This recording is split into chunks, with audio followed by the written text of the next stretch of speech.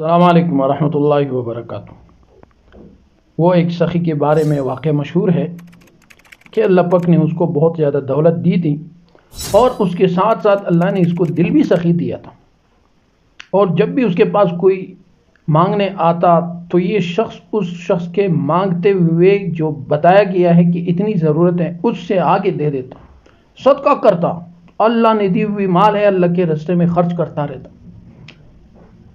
مانگتا تو 100 روپے تو وہ اس کو 500 دیتا، مانگتا وہ 500 یہ اس کو 1000 دیتا۔ اور کسی نے اس کو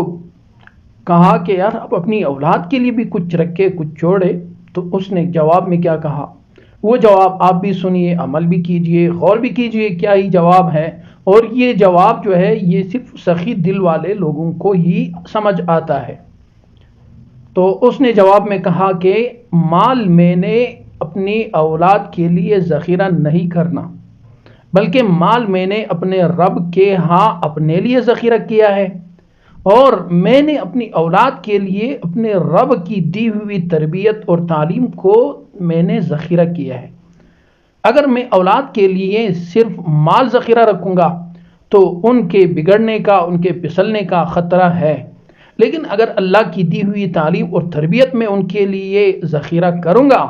تو یہ مال اپنے لیے میں ذخیرہ کروں گا اللہ کے ہاں، یعنی اللہ کے راستے اللہ کے نام پر خرچ کر کے میرا بھی بھلا ہو جائے گا، اور میری اس سخاوت کی برکت سے اللہ پاک میری اولاد کو دی ہوئی تربیت کے ذریعے اللہ ان کو صالح بھی بنائیں گے، اور اگر کل ان کی قسمت میں دنیا تھی تو یہ لوگ اس کو ایسی دڑا دڑ خرچ کریں گے کہ اللہ پاک اس صدقے کی وجہ سے، اس سخاوت کی وجہ سے ان سے بھی راضی رہے گا، اور ان کے صدقے میں میرا بھی حصہ رہے گا کہ یہ والد اور والدین کی تربیت نے ان کو یہاں لایا۔ اللہ پاک ہم سب کو خرچ کرنے کی توفیق عطا فرمائے، چاہے وہ کچھ بھی ہو، چاہے وہ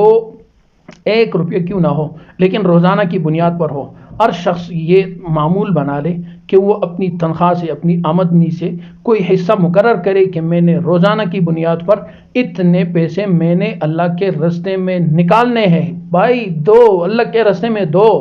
حدیث کے مطابق اگر آپ اللہ کے بندوں پہ خرچ کریں گے تو تجھ پہ اللہ کی جانب سے، اللہ کے خزانوں سے خرچ کیا جائے گا۔ وہ خزانے جس کی انتہا کا کوئی نام نہیں ہے، وہ خزانے کی جس سے اگر پورا دن رات قیامت کی صبح تک خرچ کیا جاتا رہے لیکن پھر بھی اس میں نظر ہی نہیں آئے گا کہ اس سے کچھ خرچ ہوا ہے۔ اللہ پاک ہم سب کو نصیب فرمائے۔ السلام علیکم ورحمۃ اللہ۔